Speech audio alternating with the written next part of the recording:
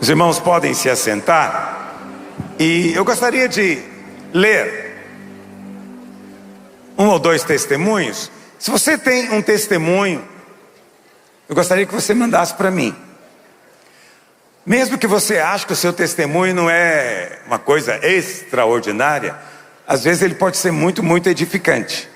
Ok? A minha palavra ontem produziu muita coisa. Eu não sei se é porque tem muito Nabal por aí ou tem muita Abigail.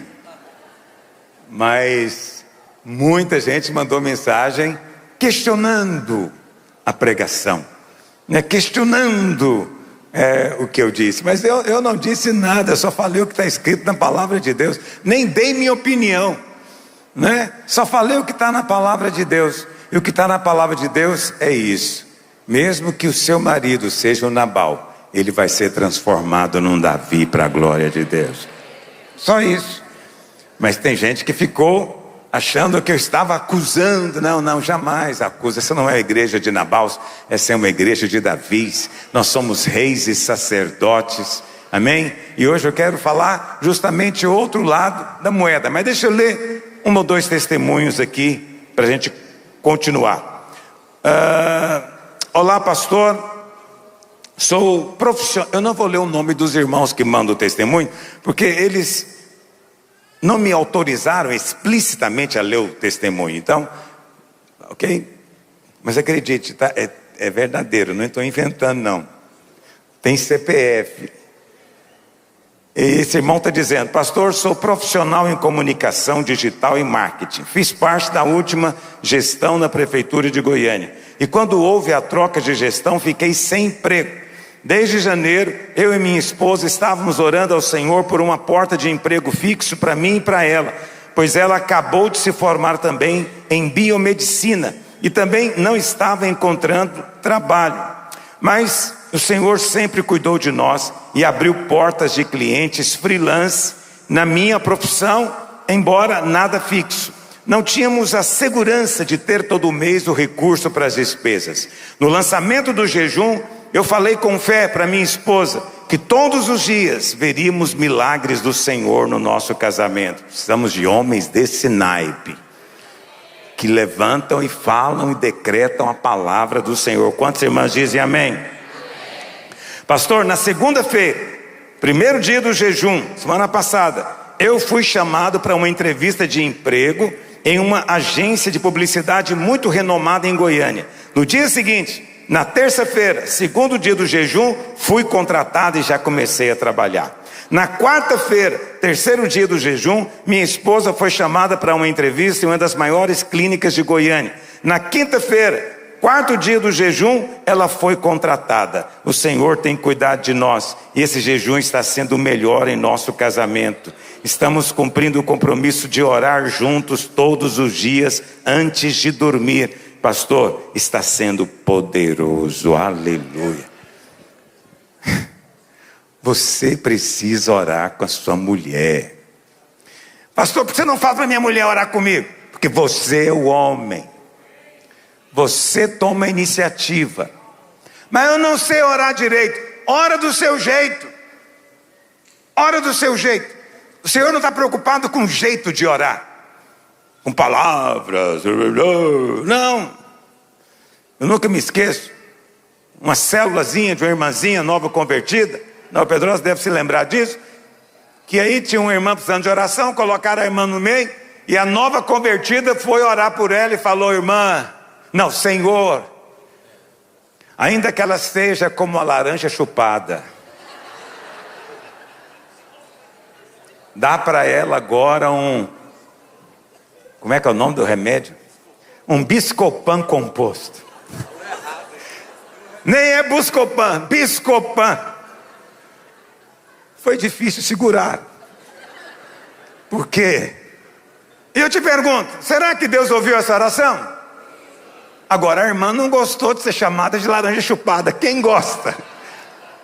Né? Ninguém quer ser chamado de laranja chupada. Mas ela orou. Então, você não vai chamar sua esposa de nada parecido com isso? Óbvio que não. Mas você vai orar do seu jeito, da sua maneira.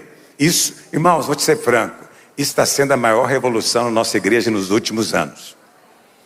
O que os casais estão fazendo está mudando a história da nossa igreja. Eu sei que você pode achar uma coisa pequena, é só uma oração antes de dormir, mas são tantos testemunhos, que eu ouso dizer para você, uma revolução está acontecendo silenciosamente no meio da igreja, simplesmente porque o homem antes de dormir está abençoando a sua casa, está pedindo a Deus a sua graça e o seu favor, só isso, Deus já está movendo na sua vida. Deixa eu ler mais um testemunho. Pastor, boa tarde, graça e paz. Confesso que nessa primeira semana de jejum não consegui orar com meu marido. Está perdoada. Ontem no culto descobri que o meu marido é Nabal.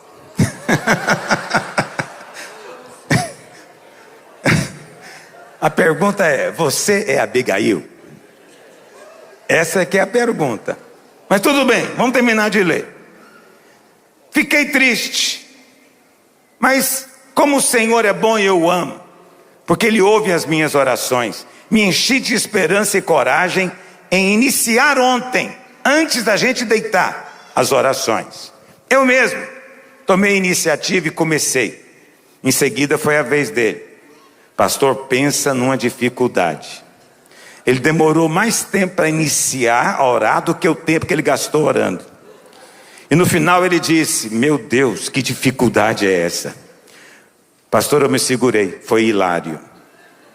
Foi a minha, pastor, foi a minha e também a dele, melhor noite de sono que nós nos lembramos. Dormimos tão profundamente que o ronco dele, que normalmente me incomoda, nem me acordou. Um Nabal que ronca não é brincadeira. Que o Senhor ajude. Mas agora, pastor, vem o melhor de tudo. Eu já gostei até aqui. Eu tenho uma conta para pagar que vence amanhã. Isso aconteceu ontem, né? Que vencia hoje. E nada dele me dá o dinheiro. Pastor, hoje de manhã, quando eu acordei, o dinheiro estava depositado na minha conta. Ele passou o Pix. Deus é lindo demais. E o meu marido é maravilhoso. É homem de Deus. O que um Pix não faz com o Nabal, hein? Ei, meu Deus do céu. Na hora que passa o Pix, não é Nabal, isso é Davi. Esse é um Davi de Deus.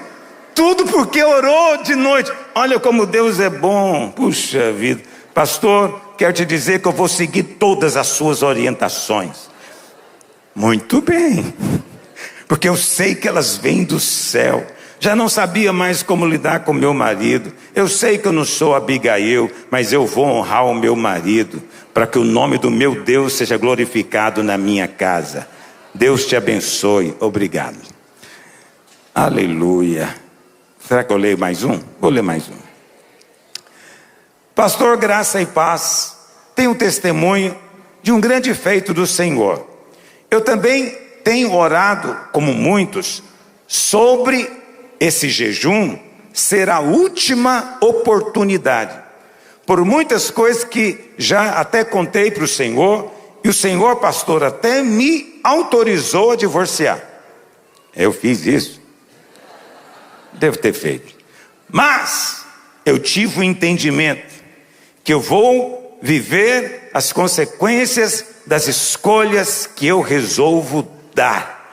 E esta chance, e esta última chance para o meu casamento será poderosa. Semana passada, meu marido, que ainda é incrédulo, coloquei ele para ler as confissões. Quando foi sábado, ele desistiu e disse: não adianta, não funciona. E eu continuei fazendo. Estamos passando por um período difícil, perdemos alguns contratos de clientes, se agravou nossos desentendimentos. Mas ontem, ouvindo a pregação, parecia que era para mim. E eu fiz uma oferta ao Senhor de viúva, pastor, foi literalmente, porque foi a menor oferta que eu fiz na minha vida. Mas tive o entendimento de não comparecer de mãos vazias. E ontem realmente essa foi a oferta, a menor da minha vida. Mas hoje cedo me ajoelhei e clamei pela provisão do Senhor. E para minha surpresa, pastor, agora à tarde, meu esposo, que estava esperando um depósito que era 3 vezes maior que o salário dele. E quando ele veio me mostrar este depósito, eu fiquei feliz demais. E me veio na hora o pensamento que foi pela fé. Ontem eu ofertei e pedi para fazer parte das pessoas que vão ajudar na reconstrução do prédio que caiu. Pastor, eu preciso contar para o senhor. Eu dou dízimo, mas ele não sabe. E eu não vou contar. Vai ficar um segredo só nosso. Mas pastor, não é do salário dele, é do que eu ganho. Mas Deus tem trazido prosperidade para ele. Nem ele sabe o quanto ele é abençoado ainda, mas vai saber. E ele disse que esses honorários vão continuar ainda por 4 meses. Pastor, por causa de uma única oferta, vamos colocar a nossa vida financeira toda em dia. Aleluia, Deus é bom em todo o tempo. Alguém diga glória a Deus. Mande o seu testemunho, prometo que eu não vou ficar rindo do seu testemunho, mas é porque tem coisa que realmente é maravilhosa. Os irmãos são muito divertidos. Eu digo para as pessoas que ser pastor é uma das coisas melhores da vida por causa das ovelhas. Ovelha é uma criatura extraordinária. Elas não quietam. Elas estão o tempo inteiro inventando alguma coisa, alguma questão. E isso tudo traz alegria do céu para o nosso meio. Quantos dizem amém? Ontem eu falei para você da história de Abigail e Nabal. Hoje eu quero falar para você o outro lado da história. Aleluia. Eu queria que colocasse a confissão de novo para mim. Tem jeito? Ontem não teve. Isso. Aqui, só essa segunda parte aqui. Só essa segunda parte aqui da confissão. Eu queria que nós lêssemos juntos. Vamos ler juntos? Mas lê assim, como uma confissão, um ato de fé. Vamos lá? Toda arma forjada contra mim e contra a minha família não prosperará. Eu me recuso a olhar qualquer falha de um membro da minha família. Eu os vejo como Deus os vê. Eu os vejo através dos olhos da fé e não através dos meus olhos naturais. Eu declaro que são servos de Deus, reis e sacerdotes. Declaro que cada um dos membros da minha família é forte e fiel em nome de Jesus. O nome disso é olhar de fé. Se você comprou o livro, você podia comprar o livro. Abençoa o pregador.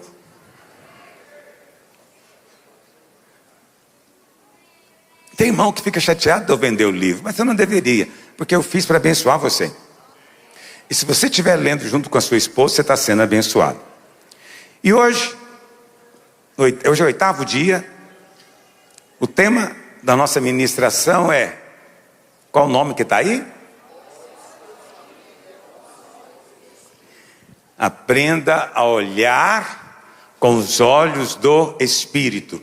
É preciso fazer essa confissão. Eu me recuso a olhar as falhas dos membros da minha família. Eu escolho vê-los como Deus os vê. Como Deus os vê. A palavra do Senhor diz, quem diz isso na verdade, o apóstolo Paulo, escrevendo aos Coríntios, 2 Coríntios, capítulo 5, verso 16, ele diz assim, 2 Coríntios 5, 16, assim que nós, daqui por diante, a ninguém conhecemos segundo a carne. Diga, eu me recuso a conhecer qualquer um com os olhos da carne. Paulo está dizendo, daqui por diante, depois desse tempo da nossa conversão, eu não conheço mais ninguém segundo a carne. E olha, ele diz, se antes conhecemos Cristo segundo a carne, o que significa conhecer Cristo segundo a carne? É conhecer apenas o Cristo histórico, que está nos livros de história. Entendeu? Isso é conhecer de maneira natural, é não atribuir a Ele a divindade que lhe é intrínseca, é não reconhecer que Ele é o Filho de Deus, o Cordeiro de Deus que tira o pecado do mundo. Quando você olha para Cristo apenas como aquele Galileu que foi martirizado e morreu 2000 anos atrás, você está conhecendo Cristo. Claro, você sabe quem Ele é, mas Paulo diz que esse conhecimento é segundo a carne, mas ele diz, agora já não o conhecemos deste modo. Agora nós conhecemos a Cristo por dentro, no Espírito. Nós sentimos o toque dele. Nós somos transformados pelo poder dele liberado em nós. Verso 17. E assim, se alguém está em Cristo, diga, eu estou em Cristo. Você foi colocado em Cristo, filho. Então você está nele. Nele. Há muitas ilustrações do Novo Testamento para mostrar isso. A mais conhecida é da videira. Ele disse, eu sou a videira e vocês são os ramos. Ramos. A videira e os ramos são um. Os ramos estão na videira. Você é o ramo. Você está em Cristo. A outra ilustração é do corpo. Cristo é o cabeça. Nós somos os membros. Cristo é o corpo. Nós somos os membros. Mas os membros estão no corpo. E o corpo é Cristo. Então você está em Cristo. E se alguém está em Cristo, ele é o quê? Ele é o quê? Você não é mais da criação antiga. Você não é mais daquele tipo de homem que vive lá fora. Por fora pode parecer, porque por fora você está vendo com olhos naturais, mas por dentro você já é filho de Deus. E está chegando a hora em que os filhos de Deus vão manifestar-se. Que hora vai ser essa? Quando a trombeta soar e o Senhor Jesus manifestar em glória, a glória que está dentro de você, ela vai explodir e o seu corpo será glorificado. E aqueles que te virem vão ficar de queixo caído e vão dizer, era filho de Deus e eu nem sabia. Hoje tem um montão de filhos de Deus andando disfarçados aqui nessa cidade, nesse planeta. As pessoas nem têm noção de quem você é, mas você é uma nova criação. Você é de uma outra raça. Você é da espécie de Cristo. Você é uma nova criação. Por isso as coisas velhas já passaram e eis que se fizeram. Aleluia. Muito bem. Nós precisamos de aprender primeiro a enxergar a nós mesmos de maneira espiritual e não na carne. Então hoje temos que ver todas as coisas pelo Espírito. E as coisas do Espírito são percebidas por fé. Está me ouvindo? Você não pode enxergar as coisas espiritualmente pegando nelas, tocando nelas, né? Vendo com os olhos naturais. Não, as coisas do Espírito só podem ser percebidas por fé. O problema é que algumas pessoas encaram fé, eu falei isso aqui esses dias, como um tipo de faz de conta. Eles usam a expressão pela fé, como se fosse uma coisa assim, olha, não é, mas vamos fazer de conta que é, né? Irmã, seu marido já converteu? Uai, pastor, pela fé, né? Pela fé ele já é. Mas ela, na verdade, ela não está dizendo de coração que essa é uma realidade. Ela só está usando uma expressão evangélica comum. Entende? E fica parecendo faz de conta. Aí o ímpio ouve algo assim, ele pensa que faz de conta, mas a verdadeira fé é uma completa convicção. Entende? Se alguém pergunta, seu marido ou sua esposa já se converteu? Pastor, são filhos de Deus, são escolhidos. Eu e a minha casa serviremos ao Senhor. Posso não estar vendo com os olhos naturais, mas já me apropriei em fé e é nessa convicção que eu ando. E quando você anda nessa convicção, você não pode ser frustrado.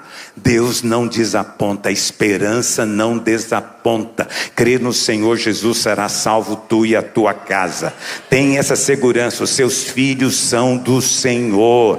Pode ser que alguns deles chegaram numa idade agora difícil, em que eles resolveram se rebelar contra você, mas não perca a sua fé. O seu filho pertence ao Senhor. E da maneira de Deus, ele vai ter história dele com Deus. Da maneira de Deus, ele vai se voltar para o Senhor. Por quê? Eu criei no Senhor Jesus. Portanto, eu e a minha casa somos salvos. Quantos creem nessa promessa?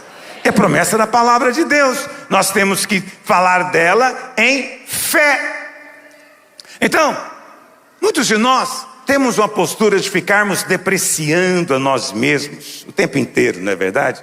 Eu não sou nada, eu não sou ninguém, eu não sou coisa alguma, né? Eu sou uma pessoa desprezível. E em muitos lugares isso é tido como virtude. Virtude. Mas eu vou dizer para você, isso fede. Está me ouvindo? Por quê? Você sabe? O orgulho tem duas caras, não é? A cara óbvia dele é a arrogância. Eu sou bom, eu sou o melhor, né? Não tem ninguém melhor do que eu. Essa é a cara mais conhecida dele. Mas tem uma outra cara, que é da autopiedade. E aí nós achamos que quem tem autopiedade, tadinho, precisa de ajuda. Mas sabe qual é a diferença entre o orgulhoso e o que tem autopiedade? É que o orgulhoso foi aplaudido e o que tem autopiedade foi ignorado. E ele é tão maravilhoso, ele é tão sensacional. Como é que não puderam aplaudi-lo? E aí ele se vê como uma vítima. Tadinho de mim, eu não sou ninguém. E aí as pessoas pensam, não, quem é orgulhoso vai acabar humilhando a gente. E é verdade, quem é orgulhoso uma hora vai dizer para você, tome o seu lugar, filho, assume sua posição. Eu sou maior, eu sou o melhor. É nojento, é horrível. Mas quem tem autopiedade, mais cedo ou mais tarde, vai dizer para você a mesma coisa. Você está achando que você é melhor do que eu, né? Nós dois estamos no lixo aqui, meu amigo. Ele te puxa para baixo para ficar junto com ele. E ele acredita que isso é virtude. Não é. Você não deve falar de si e nem dos outros aquilo que você presume pelo seu ego, pela sua visão natural. Nós temos que falar aquilo que a palavra de Deus diz a nosso respeito. O que a palavra de Deus diz a meu respeito? Que eu sou um zero à esquerda? Não, eu sou precioso aos olhos de Deus. Eu sou menina dos olhos de Deus. O que a palavra do Senhor diz a meu respeito? Que eu sou um inútil? Não, eu sou servo do Senhor, cooperador do Evangelho. O que a palavra de Deus diz? Que eu sou desprezível, pobre, miserável? Não, eu sou filho do rei, sou da realeza e sou sacerdócio real. Essas palavras não são um mero triunfalismo que nós falamos só para parecer alguma coisa. Não, essa é a realidade do Novo Testamento, da palavra de Deus. Você é aquilo que a palavra de Deus diz a seu respeito. Mas você precisa de aceitar essa imagem. É a imagem, é o espelho. Deixa eu falar um pouquinho de espelho para você. Lá em 2 Coríntios 3,18, é um versículo que eu já preguei muito para você aqui, diz assim: e todos nós, com o rosto desvendado, somos como um espelho. Todos nós somos como um espelho. Quem é o espelho? Nós, você, eu. E todos nós, como um espelho, fazemos o quê? Procuramos focar a imagem do Senhor aonde? Em nós. Você é o espelho. Mas qual imagem que você está focando? Para focar a imagem, você tem que colocar o espelho no rumo. Põe o espelho no rumo do Senhor. Quando você vem para adorar, querido, o seu espelho está se posicionando para a glória de Deus. E aí você começa a refletir Cristo na sua vida. Quando você olhar para você como espelho, filho, não olhe o espelho, olha o que você está refletindo. Mas você vai me dizer, pastor, eu não quero ser filosófico, mas quem sou eu? Eu sou o espelho ou eu sou a imagem que estou refletindo? Eu adoro questões filosóficas. Presta atenção. Você é como um filme de uma máquina fotográfica. Você é só um filme. Mas depois que a imagem ficar impressa, querido, você não é só um filme mais. Você é uma imagem que não pode ser apagada. Quando você contempla o Senhor e reflete, a imagem dele começa a ser impressa em você. No primeiro momento está meio embaçado, não enxerga direito. Mas à medida que você investe tempo, os anos passam de glória em glória, diz a Bíblia. A imagem começa a ser perceptível em você. Cristo começa a ser visto em você. Quantos estão compreendendo o que eu estou dizendo? Essa é a vontade de Deus. Mas você sabe, não somos só nós que somos espelho. Lá em Tiago capítulo 1, verso 23, pega aí a sua Bíblia. Tiago 1, verso 23. Lá diz que a palavra de Deus também é espelho. Olha o que diz. Porque se alguém é ouvinte da palavra que é a palavra de Deus, ok? Palavra de Deus. Se ele é só ouvinte, não praticante, ele é semelhante a um homem que faz o quê? Contempla no espelho o seu rosto natural. E ele sai dali, continua. Pois assim mesmo se contempla. E ele sai dali e logo se esquece como era a sua aparência. Então, essa é uma ilustração que pouca gente compreende. Eu vou explicar para você. Revelação para você hoje. A palavra de Deus é o espelho. Tiago está dizendo o seguinte: você deveria investir tempo com a palavra. Eu uso o iPad, mas acredite em mim, é Bíblia. Você deveria investir tempo olhando no espelho.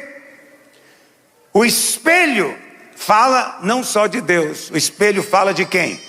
De você. O espelho fala de você. Aí você lê no espelho: eu sou mais que vencedor por meio daquele que me amou. Você lê no espelho: eu sou justiça de Deus em Cristo Jesus. Você lê no espelho: porque assim como Ele é, também eu sou neste mundo. E você vai olhando no espelho, que é a palavra. Mas Tiago diz: quem apenas olha e depois não pratica essa verdade, ou seja, não anda de acordo com ela, ele esquece. É como alguém que olhou, mas esqueceu. A palavra é o espelho que conta para você quem você realmente é. A palavra não está aqui para refletir a sua carne, para refletir o natural. Não, ela está aqui para te mostrar o que os seus olhos naturais não podem ver. É um espelho sobrenatural de Deus à sua disposição, tratando de você. Quantos têm fé para crer nessa verdade? Essa é a vontade de Deus.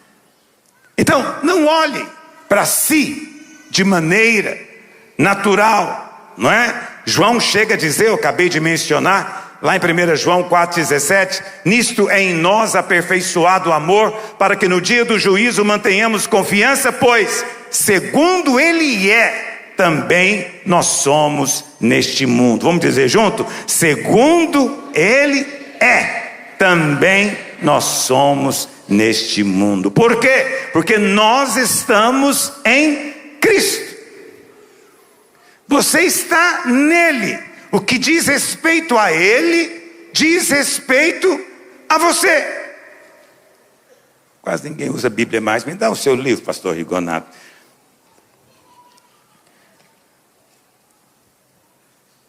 Me dá esse papel amarelo. Tira o dinheiro de dentro. Coloca aqui dentro.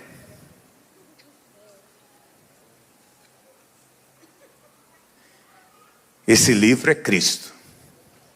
Esse papel é você. Você foi colocado em Cristo. Onde esse livro vai, o papel vai. Se o livro é crucificado, o papel é crucificado junto. Se o livro ressuscitar, o papel ressuscita junto. Se o livro é levado para a glória, o papel é levado junto. Nada pode separar você dele. Qual é a imperfeição dessa ilustração? É que aqui no natural, você pode tirar o papel. Mas no espiritual, você foi tão misturado com Cristo, que o papel nunca mais pode ser tirado. Você virou uma página de Cristo. Olha outra ilustração. Você é uma página de Cristo, uma carta viva que Ele escreveu e que as pessoas podem ler. e essa carta é parte dele mesmo. Então, meu querido, não se veja como alguém largado e esquecido. Não, você está dentro de Cristo. Não se veja como alguém sem valor, como alguém que não tem poder, como alguém que não tem fé. Não, não, você está em Cristo. Você é uma nova criação. Você não é mais igual às pessoas lá de fora. Tem algo, não é que você é melhor do que ninguém, mas você agora tem uma nova natureza. Você recebeu algo espiritual dentro de você, e isso torna você uma nova criação. Aleluia, aleluia. Como Deus é bom. Antigamente, deixa eu contar uma historinha. Antiga Grécia, isso 2000 anos atrás, espelhos eram coisas raras para rico. Não existia espelho como nós temos hoje de vidro, né, com fundo reflexível ali de material de prata. Não. O espelho era feito de bronze. Aí o bronze era polido até que conseguia refletir, mas obviamente era embaçado, não era um espelho como hoje, mas era o que tinha. Mas quem tinha isso era só quem tinha muito dinheiro. E uma garota morava numa aldeia, era pobre, longe. Na aldeia dela ninguém tinha espelho. E aí ela foi crescendo e as pessoas diziam para ela: você é tão linda, seu cabelo é tão lindo, seus olhos são especiais, quando você sorri você ilumina tudo. E ela foi acreditando. Claro, ela mesma não via, ela apenas acreditava no parecer dos outros. Mas aquilo foi despertando inveja de outras garotas. Começaram a dizer para ela o contrário: você é feia, seu cabelo é esquisito, seu olho é torto, seu dente está encavalado, até acho que você é meio zaroia. E essas garotas repetiram e repetiram, como dizem os coaches, uma verdade repetida muitas vezes, uma mentira repetida muitas vezes se torna mas é mentira isso. Uma mentira repetida muitas vezes é só uma mentira repetida. Só que se passa por verdade, porque já foi tão falado, tão repetido. O que aconteceu com aquela moça? Passou a acreditar. É isso que acontece com a maior parte dos nossos filhos. Nossos filhos, quando são pequenos, eles ouvem a sua opinião. O que você está vendo deles? O que você está vendo deles? Quantos rapazinhos eu já tive que aconselhar, não é, porque tinham insegurança da sua sexualidade. Por quê? Enquanto é pequeno, está em casa, o pai e a mãe diz que ele é bom, que ele é um bom rapaz, que ele vai crescer, vai ser como o pai dele, que ele é inteligente. Mas aí quando chega na escola sempre tem um invejoso que chama ele de quê? Que nada, você é gay.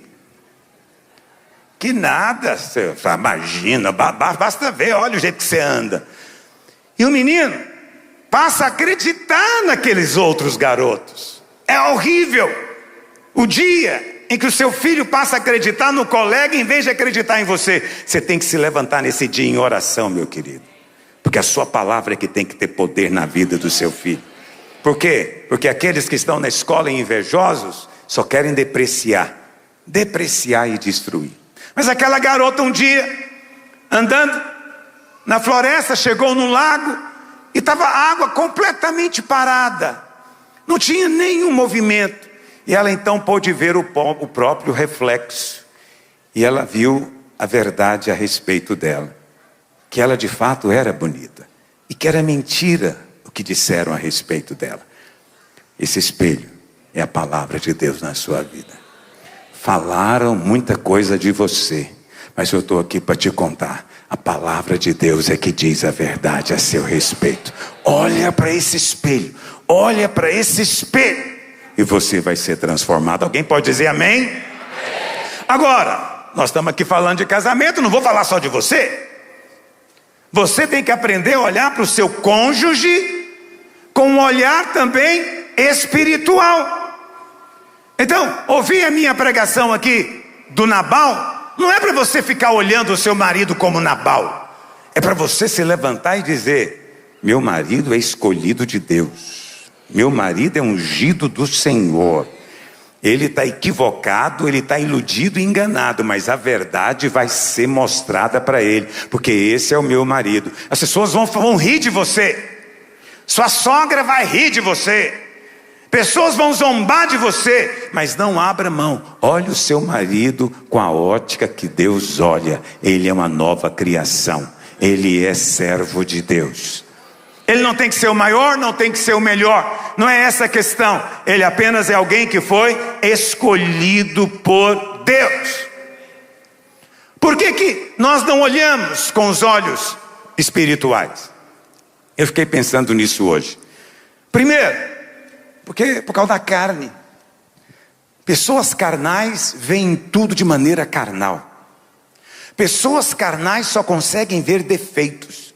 Não importa a circunstância, ele vai ver defeito. E quem vê defeito em tudo tem uma mente ainda torta, doente. Mas a carne produz isso. Mas você não está mais na carne, porque o Espírito Santo de Deus habita em você. Uma segunda razão porque você não consegue enxergar o seu cônjuge com a ótica de Deus é a fé, é a incredulidade. Muitos de nós não cremos.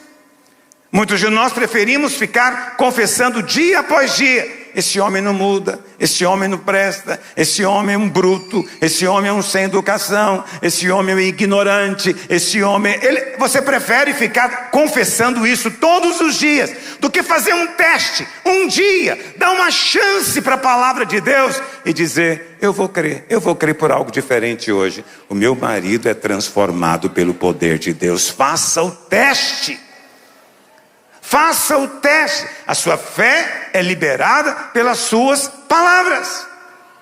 Pastor, mas eu penso. Mas não fale. Pensar não é grave, falar é grave. Porque quando você fala, você traz a existência. Enquanto está só na cabeça, não tem grandes consequências, porque ninguém está vendo nem ouvindo. É só você e Deus. Mas quando você fala, todo mundo espiritual se coloca nas suas palavras. Então, vigie. Não é porque você pensou que você vai falar. Loucos é que falam tudo que vem à cabeça. Não. Eu falo aquilo que é para edificar e abençoar. Eu falo aquilo que está em linha com a palavra de Deus. Eu quero te desafiar a fazer o mesmo. Fale o mesmo da sua esposa. Sua esposa não é uma atormentadora, não é uma mulher briguenta, rilhenta. Sua esposa é uma mulher sábia que está edificando a sua casa. É a mulher que Deus escolheu para você. Fale de outra forma. Então, por que não olhamos? Primeiro, por causa de carnalidade. Segundo, incredulidade. Terceira razão porque nós não conseguimos enxergar o nosso cônjuge com os olhos espirituais é ingratidão. Ingratidão. Ingratidão é uma das piores coisas que existe na vida de uma pessoa. Tem pessoas que são ingratas. Ingratas pelo cônjuge que tem. Ingrato pelo filho que Deus deu. Tem gente que daria tudo para ter um filho. E você despreza às vezes o filho que Deus tem dado. Porque o menino tem um temperamento diferente, tem um jeito diferente, é mais traquina ou mais sapeca, não me interessa. O que interessa é o que você pensa dele em Deus. Eu sou grato a Deus. Eu sou grato a Deus pela minha esposa, exatamente pelo jeito que ela é. Eu sou grato a Deus. E eu faço questão de falar para ela. Faço questão de falar para ela que eu sou grato a Deus. Você sabe aquelas moças bonitas, quando você fazia ginásio, segundo grau, que todo mundo sonhava em namorar? Eu casei com ela. Eu casei com ela. Aí eu olho para ela e falo: como que aconteceu isso com você? Onde você estava com a cabeça de você casar comigo? Por quê? Porque ela está no outro nível. Aí eu olho para ela, eu sempre falo: estou no lucro, meu Deus do céu. Quanto mais grato eu sou, mais eu vejo as coisas de Deus nela. E você pode achar que eu estou falando isso para fazer média com você, né? Eles não vivem bem assim, nada, está fazendo média. Eu quero te dizer, na presença do Espírito Santo, essa mulher me faz feliz. E ela deu sorte de casar comigo também. Ah, você ia falar que eu não sou nada, que eu não sou ninguém. Não, já saí desse nível. Eu falo para ela todo dia, mas você deu sorte, hein? Você deu sorte, mas você me agarrou na hora certa. Ingratidão faz isso. Seja grato a Deus. Pastor, como é que eu posso ser grato por gente tão difícil? Não seja grato só porque você tem um marido. Tem muita mulher que não tem e daria qualquer coisa para ter um igual ao seu. E você tem. Dê graças pela sua esposa. Ah, mas aí, pastor, no meu caso não vale isso, porque eu acho que eu teria muita gente querendo. Mas presta atenção, isso é pura ilusão sua. Pura ilusão sua. Deus te deu já o melhor. Desfruta do melhor que Ele te deu. Esquece as outras, elas não existem mais. Encerre esse assunto na sua vida. Não existe mais mulher para você, só a sua. E seja grato a Deus por causa dela. Eu sou grato a Deus por causa das minhas filhas e das minhas netas. Elas têm um jeitinho particular próprio delas. Minhas filhas são mais tímidas, mais recatadas, mais inibidas, não é? Eu também sou, só que a unção me faz diferente. Mas eu sou grato a Deus pelo jeito delas. Eu nunca exigi que elas fossem diferentes. Nunca violentei o temperamento delas, expondo elas a situações que constrangem, que deixam ela mal. Não, eu respeito todas as limitações do temperamento, do jeito, e sinto orgulho delas. Eu olho para elas e falo, as minhas filhas são as melhores filhas que um pai pode ter. Gratidão faz isso. Mas tem uma última coisa. Já estou encerrando. O tal do merecimento. O tal do merecimento é uma praga horrorosa, que é o centro da vida do ego e da carne. É o tal do merecimento. As pessoas estão o tempo inteiro olhando e achando que mereciam. Eu merecia uma mulher melhor, eu merecia um marido melhor, por isso eu me dou o direito de falar muita coisa para ele, eu me dou o direito de falar muita coisa para ela, porque eu merecia uma igreja melhor, eu merecia um pastor melhor, eu merecia. Tem gente que é insuportável, porque o que ele merece faz dele quase um Deus. Conversava com um irmão um tempo atrás. Eu acho que ele é irmão, não tenho certeza absoluta. E eu falei para ele, qual igreja que você está? Ele falou, não, eu agora sou da maior igreja do Brasil. Eu falei, é mesmo? Qual é a maior igreja do Brasil? Ele falou, Desigrejados. Eu falei, cresceu então? Aí ele falou, pois é, eu tô na igreja dos desigrejados. E aí eu falei, mas não tem nenhuma igreja que você pode ir? Nenhuma. Não tem nenhum pastor que pode abençoar você? Nenhum. Olha o nível que ele chegou.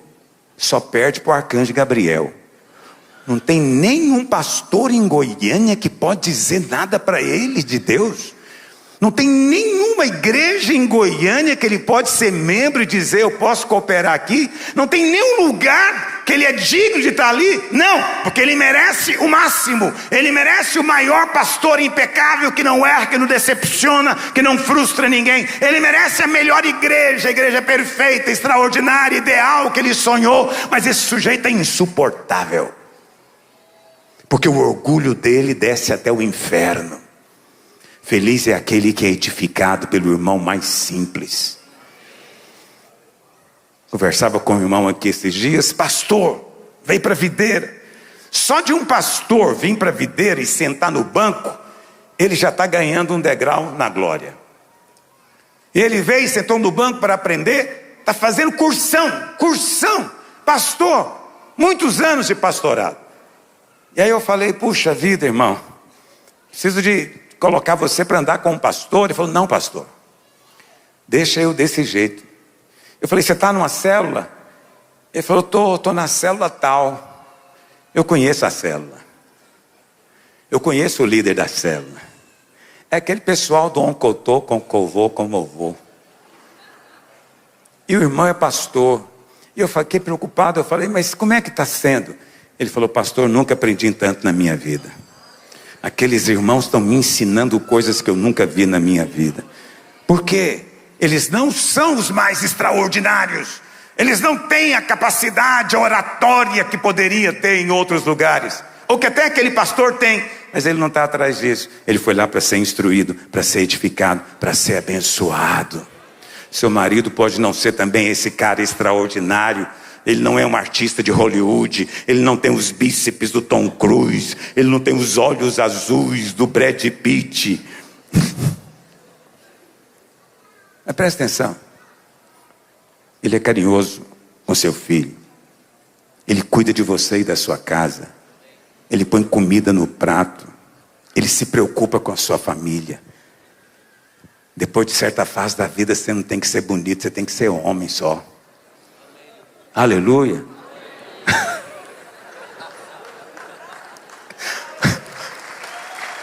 Seus consolos do feio. Feio é que fala essas bobagens, né? Quem é feio fala isso, mas é verdade. Seu marido é abençoador. Está abençoando você. Tinha um pastor falecido. Como eu amava esse irmão. Pastor Marcelo Duarte. Mas era bronco. Era bravo. Ficava nervoso assim, triscando. E ele não ficava nervoso só com alguns, não tinha seleção. Se eu tivesse por perto, o pau quebrava pro meu lado.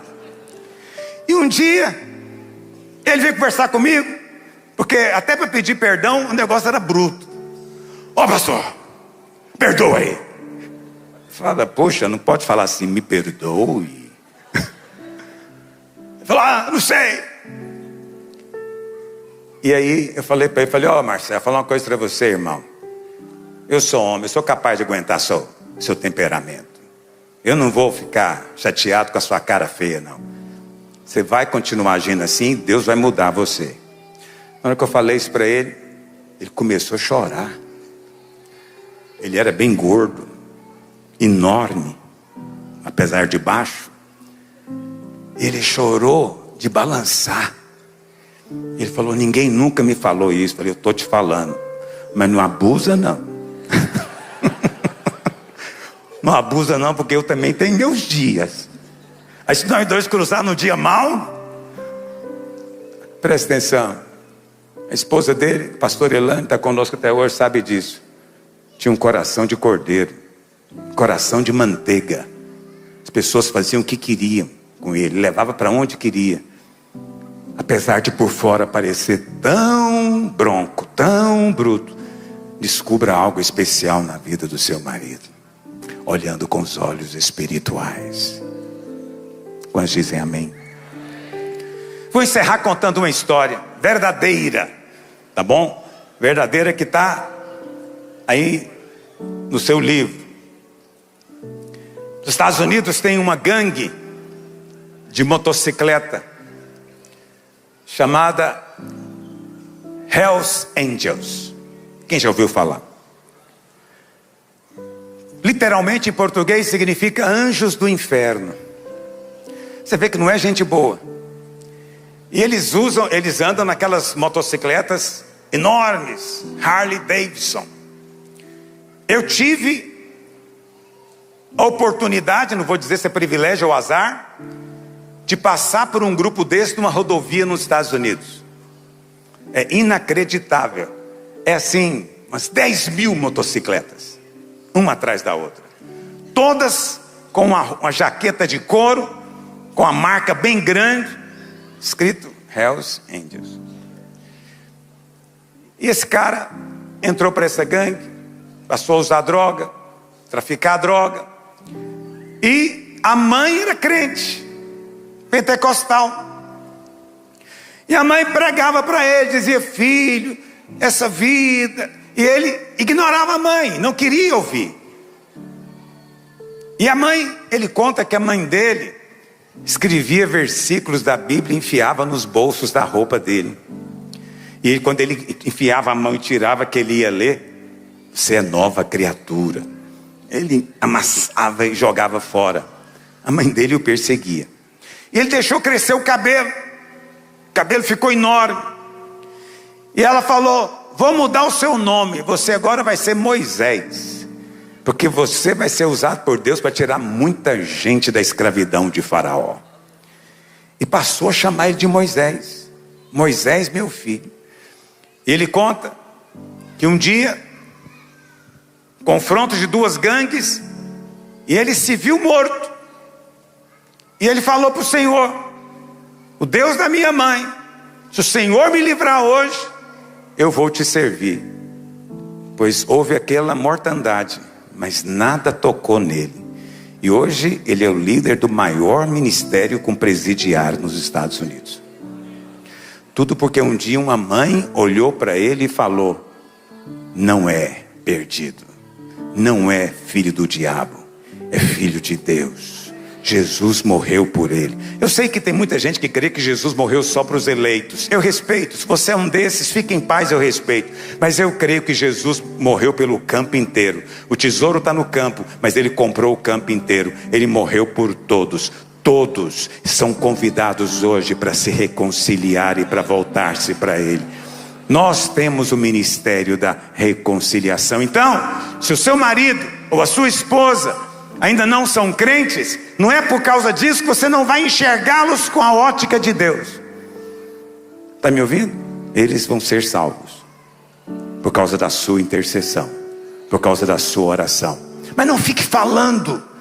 Pedro diz que você vai ganhá-los sem falar nada, só com o seu bom comportamento, só com a sua atitude gentil, amorosa e submissa. Pedro diz: seu marido não é aquele tipo de pessoa que vai se converter com falação.